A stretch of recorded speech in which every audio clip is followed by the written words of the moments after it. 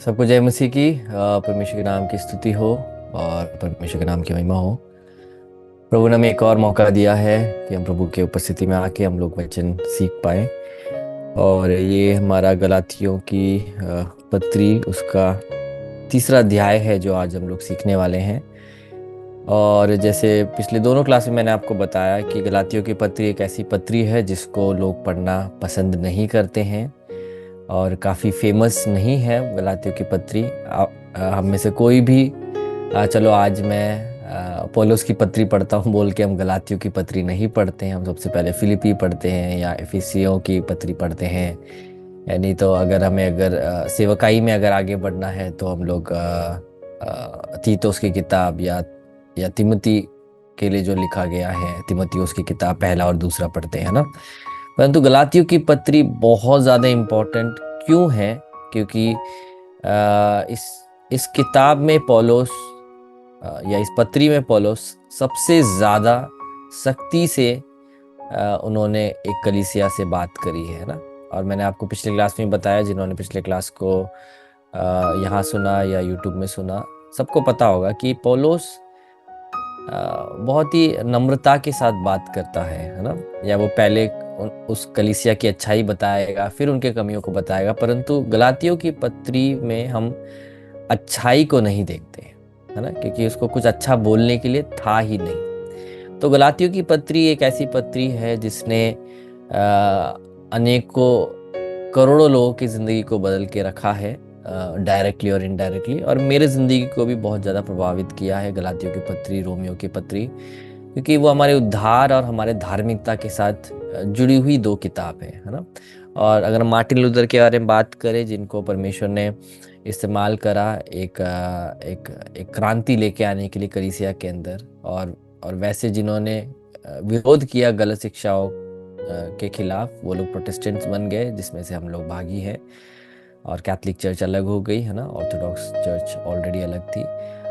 तो ये अलग अलग कलीसियाएं क्या है ना, और इनके सिद्धांत क्या है, इसको हम आने वाले एक क्लास में सीखेंगे, क्योंकि ये सारी बातें बाइबल कॉलेज में सिखाई जाती है। परंतु मेरे हिसाब से हम मसीह लोग को भी ये सीखने की ज़रूरत है भाई कि क्या है ना, ताकि हम लोग और अच्छी रीति से हम समझ पाए। तो यहाँ पे हम देखते हैं तीसरा अध्याय जब तक आते हैं, पौलुस पहले अध्याय में ही शुरुआत में ही पौलुस ने उनको बहुत ही गुस्से से बात करा। दूसरे अध्याय में हम लोग पौलुस की गवाही देखते हैं, उसके विषय में हमने पढ़ा। फिर दूसरे अध्याय के 11 से लेकर उसके अंत तक हम एक छोटा सा एक भाग देखते हैं जहाँ पे पौलुस ने पतरस का विरोध किया है ना। आपको ये समझना है, विरोध करना गलत नहीं है, ठीक है। जरूरी नहीं है हर चीज में हर एक व्यक्ति हर समय सहमत हो, है ना। तो विरोध आना एक्चुअली में एक अच्छी बात भी है, क्योंकि उसमें फिर डिस्कशंस होते हैं, है ना। और फिर शायद काफ़ी बार ऐसे डिस्कशंस होते हैं जिसमें दूसरा व्यक्ति सही हो सकता है ना। तो हर कोई चलो मैं भी यही बोल रहा हूँ ना, तू भी यही बोल रहे, ऐसा नहीं है ना। हमारा परमेश्वर का वचन हमारा मापदंड है, उसके आधार पे हम एक दूसरे को हम परखते हैं। और मैंने आपको बताया कि दो प्रकार के बातें हैं। एक है जो मूलभूत सिद्धांत है, जिसके ऊपर हम कॉम्प्रोमाइज़ नहीं कर सकते, हम किसी से समझौता नहीं कर सकते। वो बिल्कुल बाइबल में उसमें कुछ भी कोई परिवर्तन कोई नहीं कर सकता, ठीक है। तो उसमें अगर एक व्यक्ति उसके विपरीत अगर सोच रहा है तो उसके साथ हम सहभागिता नहीं कर सकते, है ना। परंतु छोटे छोटे विषय होंगे जिसमें परमेश्वर के दास लोग या प्रचारक लोग सहमति नहीं रखते। मैंने पिछले क्लास में आपको एक उदाहरण दिया था, जैसे कि एक व्यक्ति बोलेगा, शायद वो प्रचार कर रहा होगा कि घुटनों में ही प्रार्थना हमें करनी चाहिए, ठीक है। दूसरा व्यक्ति बोला नहीं, घुटनों में नहीं, हम तो चलते चलते प्रार्थना कर सकते हैं, है ना। तीसरा व्यक्ति बोलेगा नहीं, हम घुटनों में भी नहीं, हम चलते चलते भी नहीं, हम अलग से एक जगह जाके चुपके से हमें प्रार्थना करना चाहिए, है ना। तो बाइबल में हम देखा जाए तो ये सारी प्रार्थनाएं परमेश्वर के दासों के द्वारा करी हुई हम देखते हैं, है ना। और सबका अपना अपना एक स्थान है, सबका अपना अपना एक संदर्भ है। तो अगर एक व्यक्ति सिखा रहा है नहीं भाई ऐसी ही प्रार्थना करनी है, तो हम ज़रूरी नहीं है कि हम बाइबल के आधार पर उनसे सहमत हो सके, है ना। परंतु हम उन्हें झूठा उपदेशक नहीं बोल सकते। हम बोल सकते हैं चलो वो कुछ उपदेशों में उनके उपदेश उनके अलग हैं, है ना। पर झूठा उपदेशक कौन है? झूठा उपदेशक है जो यीशु मसीह के सुसमाचार को कलंकित करता है ना, लोगों को प्रभु से दूर भटकाता है, चाहे वो चीनी चुपड़ी बातें बोल के हो या धमकी देकर हो, है ना। परंतु किसी भी रीति से प्रभु से ध्यान हटकर किसी पासवान, किसी भविष्यवक्ता, किसी टीचर, किसी इवेंजलिस्ट, किसी वर्शिप लीडर, जहाँ पे भी प्रभु यीशु से ध्यान भटक रहा है, वहाँ पे हम सबको बहुत ज़रूरत है हमको परखने की, भाई कि महिमा किसको मिल रही है ना। तो यहाँ पे पौलुस पतरस के विरोध में खड़े हो जाता है। क्या किया होता है पतरस ने? पतरस एंटियोक में हुआ था, ये एंटियोक नाम के जगह में ये लोग सब साथ में बैठे थे। यहाँ पे लिखा हुआ है कि ये जहाँ हुआ था उसके विषय में लिखा हुआ है। इसमें लिखा हुआ है कि इसलिए 12वां वचन 2 का 12, इसलिए कि याकूब की ओर से कितने लोग के आने से पहले वो अन्य जातियों के साथ खाया करता था, परंतु जब वो आए तो खतना किए हुए लोगों के डर के मारे उनसे हट गया और किनारा करने लगा। ठीक है। और उसके साथ शेष यहूदियों ने भी कपट किया, यहाँ तक कि बरनबास भी उनके कपट में पड़ गया, है ना। तो हुआ क्या था? वो बैठ के गैर यहूदी विश्वास से, जो प्रभु यीशु में विश्वास में जो आए थे, जिनको हम अन्य जाति बोलते हैं, हम सबके सब यहाँ अन्य जाति है ना, हम अन्य जाति में से हम प्रभु को जाने हैं और आज हम कलीसिया के भागी हैं, है ना। तो पतरस एक यहूदी था और यहूदियों के हिसाब से वो अन्य जातियों के साथ बैठ के खाना नहीं खाते थे, उनके सेम कुएं से पानी नहीं पीते थे, है ना। बहुत बड़े एक अलगाव हम उनके उसमें देखते हैं। और जब तक प्रभु यीशु मसीह आए थे, अलगाव बहुत अलग लेवल पे चले गया था, है ना। परंतु सुसमाचार के द्वारा आज हम किसी भी जाति के हो, किसी भी वंश के हो, कोई भी भाषा बोलते हो, कोई भी खाना खाते हो, परंतु अगर हम मसीह यीशु में विश्वास करके अपने पापों की क्षमा के लिए अगर हमने बपतिस्मा लिया है और प्रभु के पीछे चल रहे हैं, तो हम सब एक परिवार के हम भागी हैं। और हम देखते हैं कि हमारे लिए वो ये बात हमारे लिए बहुत ज़रूरत है। ठीक है। तो हम लोग उसको पतरस क्या करता है? पतरस उसके विरोध में खड़े होकर वो लोगों के प्रेशर में आकर उसको लगता है भाई कि मुझे नहीं खाना चाहिए, है ना, क्योंकि कुछ ऐसे मसीह लोग आए थे जो एक पर्टिकुलर ग्रुप से बिलोंग करते थे, जो कलीसिया के अंदर यहूदी आचरणों को और यहूदी व्यवस्था को मानने के लिए बहुत दबाव डालते थे लोगों के ऊपर। ठीक है। और ये दबाव के कारण क्या हुआ? पतरस ने जैसी देखा ये लोग आए, पतरस उठ गया, है ना, उनके डर के कारण। और यहाँ लिखा है बरनबास भी। ठीक है। और आपको याद रखना है ये लोग उस टाइम के कलीसिया के सबसे बड़े लीडर्स हैं। ठीक है। तो अगर लीडर ऐसा करेगा तो आप सोच के देखो क्या फर्क विश्वासियों को पड़ेगा, है ना। और हम तुरंत देखते हैं कि भरी सभा में पौलुस ने उसका विरोध किया और बोला पतरस आपने जो करा ये गलत करा है ना। और हम देखते हैं कि इतिहास जब पढ़ते हैं हम देखते हैं कि पतरस अंत में कहाँ मरता है। पतरस एक ऐसे शहर में मरता है जहाँ पे एक ऐसी कलीसिया थी जहाँ पे सब लोग अन्य जाति थे, है ना, अन्य जाति में से विश्वास में आए थे। मतलब उसने उस सबक को उसने सीखा और उसने अपने विचारों को, अपने स्वभाव को परिवर्तन करा, है ना।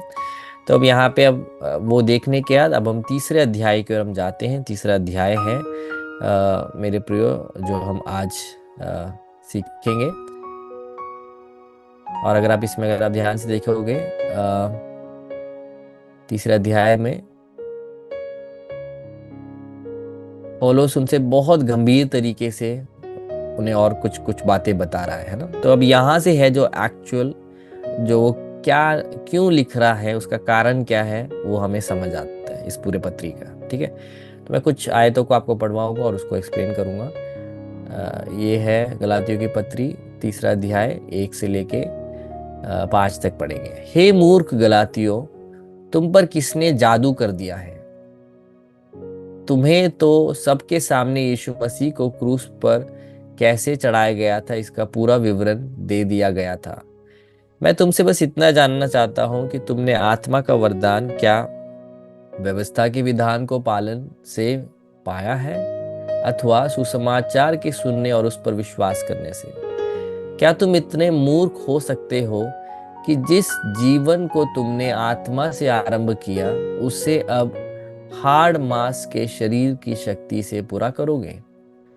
तुमने इतने कष्ट क्यों बेकार ही उठाए? आशा है कि वो बेकार नहीं थे। परमेश्वर जो तुम्हें आत्मा प्रदान करता है और जो तुम्हारे बीच आश्चर्य कर्म करता है, वो इसलिए करता है कि तुम व्यवस्था के विधान को पालते हो, या इसलिए कि तुमने सुसमाचार को सुना है और उस पर विश्वास किया है। ठीक है, ये बहुत ही गंभीर एलिगेशंस यहाँ पे पौलुस लगा रहा है ना। सबसे पहले पौलुस क्या बता रहा है? हे मूर्ख गलाती, है ना? मुझे याद है जब मैं इंडिया में था, तो जब मैं यीशु मसीह के वचनों को जब मैं प्रचार किया करता था, जैसे अभी भी करता हूँ, तो वो लोग बोलते थे ऐसे शब्द इस्तेमाल मत किया करो जैसे मूर्ख, है ना, क्या कहते, सांप के बच्चों, है ना, ये सब बाइबल के वचन है, किसी किसी जगह पे परमेश्वर के लोगों को बोला गया, है ना। तो मैंने बताया, देखो, प्रभु यीशु मसीह जब कुछ चीजें बाइबल में बोलता है, या पिता परमेश्वर कुछ चीजों को जब बाइबल में बोलता है, हमको वैसा ही बताना चाहिए। उसमें मक्खन लगाकर, है ना, उसको अच्छा क्या लिफाफा बांध कर उसको अच्छा एक तोहफा नहीं बनाना हमें, है ना। प्रभु ने जैसे बोला है। और प्रभु जब किसी को मूर्ख बोल रहा है, देखो इतना पहाड़ी उपदेश दिया प्रभु ने। पहाड़ी उपदेश के अंत में ऐसा नहीं बोला चलो हमारी सभाएं चलती है सैटरडे, वेडनेसडे और संडे, हमारे 3 सर्विसेज होते हैं। हमारा असिस्टेंट पास्टर पतरस है और हमारे क्या कहते हैं यूथ का पास्टर जेम्स है ना, और क्या कहते हैं मिशंस का पास्टर याकूब है। तो हम लोग अब चर्च के बाद मिलते हैं, है ना, चर्च में मिलते हैं, चर्च में आ जाना। ये नहीं बोला। प्रभु ने बोला जो मेरी बातों को सुनकर उसको कहना मानता है वो बुद्धिमान है ना।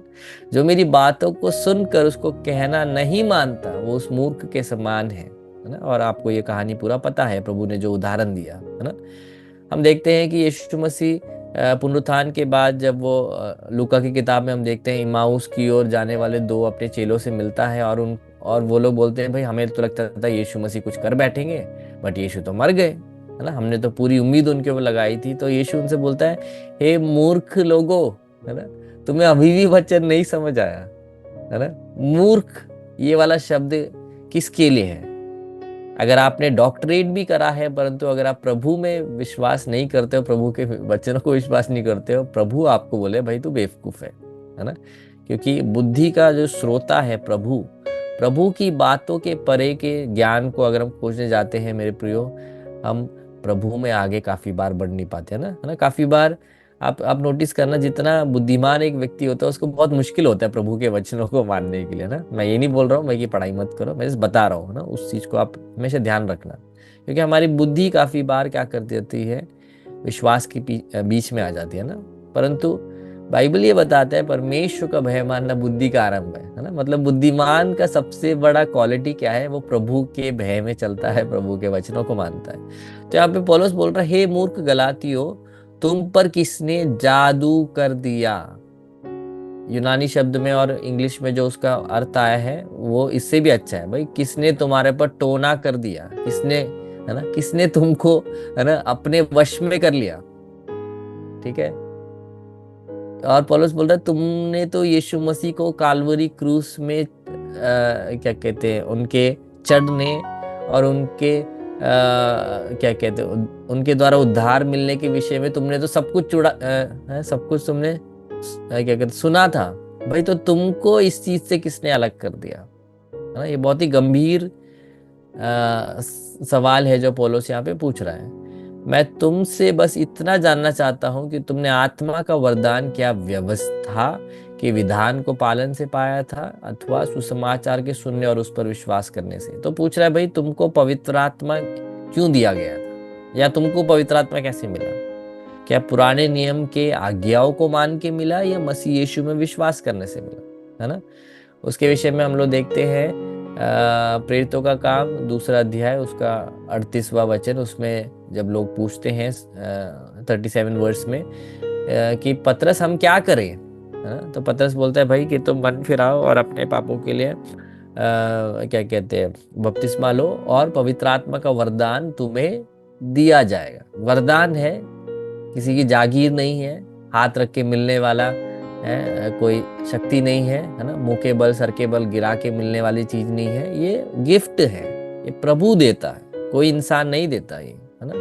तो यहाँ पे पौलुस पूछ रहा है, भाई क्या तुम पुराने नियमों के आज्ञाओं को तुम मानने से तुम्हें आत्मा दिया गया है, या तुम्हें यीशु में विश्वास करने से दिया गया है ना। मैंने आपको यहाँ का प्रॉब्लम बताया था। यहाँ का प्रॉब्लम क्या था, कुछ ऐसे शिक्षक यहाँ पे थे, कुछ ऐसे विश्वासी लोग थे जो यहूदी विश्वास से आए थे, और अब वो मसीही लोगों से बोल रहे हैं, भाई तुमने यहूदी नियमों को अगर नहीं माना, तुम्हारा उद्धार पूरा नहीं है ना। ये बहुत ही डेंजरस एक टॉपिक है जो आज हम ले रहे हैं, है ना। अधिकांश मसीही लोग इसमें भटके हुए हैं, है ना। आज भी नए नियम के विश्वासी होने के बावजूद वो पुराने नियम के चीजों पे ज्यादा जोर डालते हैं, है ना। परंतु बाइबल कहता है पुराने नियम की जो बातें थी वो परछाई थी, है ना, और जो नया नियम है वो प्रकटीकरण है। तो जब प्रकटीकरण आ चुका है तो पुराने नियम से बढ़कर प्रभु ने अभी कुछ करा है, प्रभु के अभी कुछ आदेश हैं जो प्रभु हमसे चाहते हैं हम करें, है ना, उसको हमें करना है ना। और मैं पुराने नियम के व्यवस्था के विषय में आपको एक बात बताना चाहता हूँ। रोमियो की पत्री में है, मैं वहाँ पे नहीं जाना चाहता हूँ, वहाँ पे समय कम हो जाता है। जब मैं ऐसे दूसरी जगह जाता हूँ, बहुत समय हमारा वहाँ चल जाता है, तो मैं जस्ट आपको बताता हूँ, याद दिलाता हूँ। अगर पुराने नियम की व्यवस्था का एक अहमियत है, ये है कि अगर एक बार अगर आपने एक भी वचन को तोड़ दिया, मतलब अगर आपने उसको नहीं माना, तो बाइबल बताती है ये ऐसा है जैसे कि आपने सबको तोड़ दिया। आपको समझ आ रहा है? तो प्रभु के नियम जो प्रभु ने क्या लेवी व्यवस्था में हम देखते हैं 600 के ऊपर है प्रभु ने जो आज्ञाएं दिए थे, है ना। तो अगर हम उनमें से अगर हम एक को भी अगर हम नहीं मानते, या अगर हम उसमें चूक जाते हैं, तो इसका मतलब ऐसा है जैसे कि हम सब में चूक गए, है ना। तो इसीलिए प्रभु का स्टैंडर्ड वो है, और मनुष्य कभी भी प्रभु के स्टैंडर्ड के अनुसार खुद एक धर्मी जीवन नहीं जी सकता है ना। उस 630 के अराउंड शायद है, मैं उसका एग्जैक्ट नंबर भूल गया, 630 के अराउंड है। तो वो आज्ञाओं को हम नहीं मानकर, उसके बारे में हम बात ना कर हम क्या करते हैं, हम 10 आज्ञाओं में आ जाते हैं, है ना। आप में से कितने लोग हैं जो मुझे आज बोलेंगे, चैट में जरा बताओ, है कि आप 10 के 10 आज्ञाओं को आप हर दिन मानते हो? जरा मुझे बताओ, एक भी व्यक्ति है जो 10 के 10 आज्ञाओं को हर दिन मान रहा है? अगर आप न्याय व्यवस्था को, है ना, सिर्फ चलो 10 आज्ञाओं को ही ले लेते हैं, अगर ये 10 आज्ञाओं को ही अगर आप हर रोज मान रहे होते, तो आप तो व्यवस्था रखने के वजह से आप भी धर्मी हो जाते हैं ना। आपको समझ आया, है ना। पर हम क्या देखते हैं, हम चूक जाते हैं, है ना। एक झूठ बोलने का क्या मतलब है कि अब बाकी आपने आज्ञाओं को भी तोड़ दिया है ना, है ना। आप प्रभु से ऊपर अगर किसी भी रिश्ते को, किसी भी व्यक्ति को अगर रखते हो, तो आप वो पहला वाला आपने वचन को तोड़ दिया है, मुझे छोड़ कोई परमेश्वर नहीं होना, है ना, है ना। किसी चीज का मूर्त नहीं बनाना जब बोला गया, अगर आपके घर पे अगर कुछ फोटो रखा हुआ है जिसमें एक दाढ़ी वाला एक व्यक्ति है और उसको अगर आप यीशु बना के बैठे हो, तो आपने 10 के 10 आज्ञाओं को तोड़ दिए। मैं जैसे आपको बताना चाहता हूँ, है ना। अगर आपने जो आपका नहीं है उसको अगर आपने चाह लिया, ठीक है, तो आपने सिर्फ उस आज्ञा को नहीं तोड़ा, आपने सारे आज्ञाओं को तोड़ा है। तो ऐसा कोई भी एक व्यक्ति है जो व्यवस्था रखने के वजह से धर्मी बना हो? पुराने नियम में भी नहीं था, आज भी नहीं है ना। तो जब हम धर्मी वैसे नहीं बनते हैं, और ये हमें इसलिए दिया गया था ताकि हम ये समझे भाई कि प्रभु का स्टैंडर्ड क्या है ना। मेरा स्टैंडर्ड नहीं, मैं कितने रख पाता हूं वो नहीं, परंतु प्रभु का स्टैंडर्ड क्या है ना। प्रभु का स्टैंडर्ड ये है कि एक व्यक्ति परफेक्ट होना चाहिए, है ना। बट क्योंकि कोई भी व्यक्ति वो नहीं रख सकता था, है ना, क्योंकि कहीं ना कहीं चूक जाता था, है ना। अगर हम रोमियो 7वां अध्याय पढ़ेंगे तो उसमें पौलुस बताता है कि पौलुस एक फरीसी की नाई वो व्यवस्था रखने की कोशिश करता था, वो बहुत कोशिश करता था, परंतु एक चीज वो उसमें हार जाता था, वो था उस लालच। पौलुस के मन में लालच हुआ करता था, और लालच के वजह से क्या है, वो व्यवस्था पूरा नहीं कर पाता था। तो उसलिए वो हमेशा उसके विषय में वो जिक्र करता है कि जो मैं नहीं चाहता मैं वो कर बैठता हूँ, और जो मैं चाहता हूँ वो मैं कर नहीं पाता। तो मैं एक अभागा एक मनुष्य हूँ। देखो, पुराने नियम के व्यवस्था को मानने वाला है फरीसियों का फरीसी खुद बोल रहा है, भाई मैं खुद नहीं रख पाया व्यवस्था। आपको आज समझ आ रहा है? मैं ऐसे मसीह लोगों से मैं आज बात कर रहा हूँ जो नए नियम में रह के पुराने नियम की व्यवस्था को पूरा करने की आज भी अगर कोशिश आप कर रहे हो मेरे प्रियो, तो आप मसीह यीशु के क्या उद्धार के उस तोहफे को आप आज भी कमा रहे हो, है ना? और बाइबल क्या बताता है? बाइबल हमें उद्धार कमाने के विषय में नहीं बताता है। इवन ये वाला आज का जो क्लास है वो रोमियो की पत्री से बहुत जुड़ा हुआ है ना, बहुत ज़्यादा। ठीक है, मैं जैसे आपको कुछ आयतों को जरा मैं पढ़वाना चाहता हूँ, नहीं तो आप सबके सर के ऊपर से जाएगा। ठीक है, मैं जरा ये दिखाना चाहता हूँ